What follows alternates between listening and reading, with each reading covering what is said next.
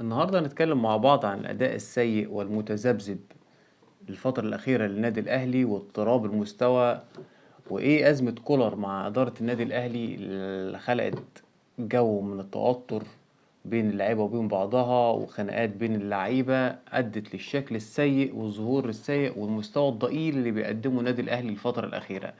ما تنساش تعمل لايك للفيديو لو حابب تدعمني، ولو لسه ما اشتركتش في القناة انزل اشترك في القناة وفعل زر الجرس عشان يوصلك كل جديد. ويلا بينا نبدأ الحلقة.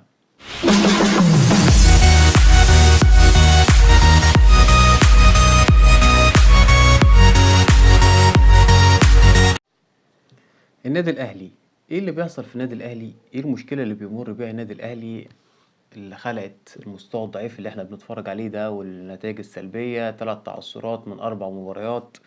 وايه اللي بيحصل في صفوف الفريق؟ انا شايف ان مش هنلوم الفريق ونقعد نقول بقى تدعيمات وان اللعيبه حصل لها حاله تشبع وان اللعيبه ما عندهاش دوافع جديده والاداره لازم تتدخل. الاداره لازم تتدخل والفريق لازم صفوفه تدعم.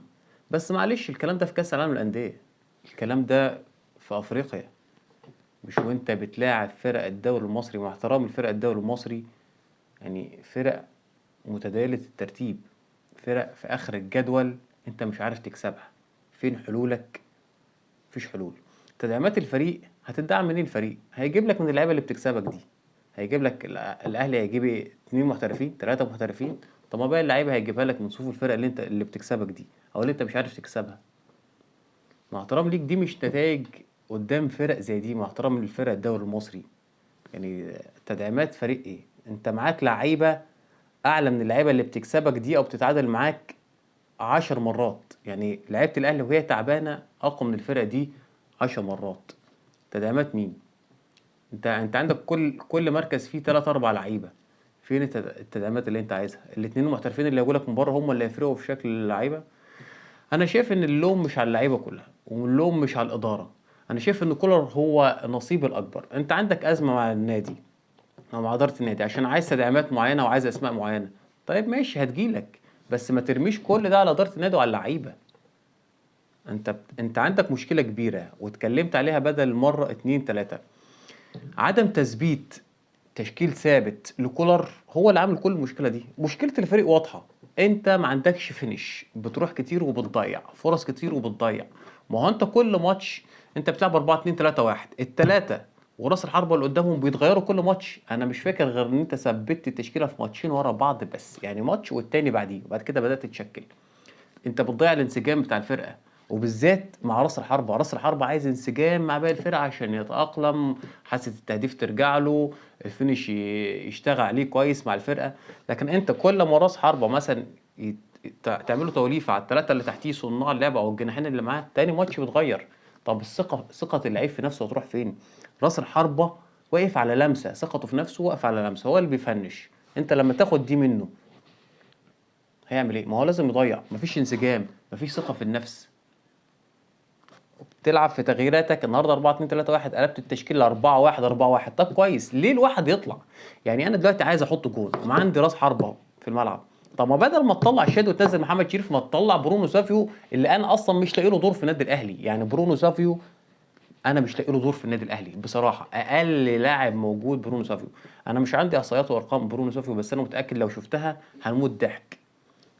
يعني انت حتى 1 ضد 1 ما بتعرفش تعدي. انت راجل جاي علشان لمساتك الفنيه، علشان مهاره 1 ضد 1. انت ما عندكش بدني وما عندكش قوه التحاميه. انت بتلعب راجل فني برازيلي، معروف البرازيليين فنياتهم. انت ما بتعديش 1 ضد 1. انت واقف هاتوها خدوها.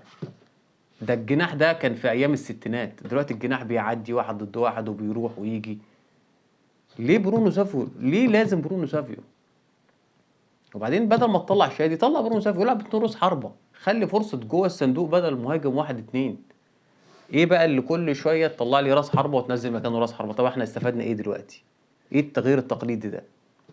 برونو سافيو قاتل الجنب الشمال، قاتل الجنب الشمال. ايه دوره في النادي الاهلي؟ مش عارف. وبعدين بتعمل روتيشن غلط. كل ماتش بتبدل في لعيبه، كل ماتش بتبدل في لعيبه. اللعيبه مش لاحقه تعمل انسجام بينها وبين بعضها.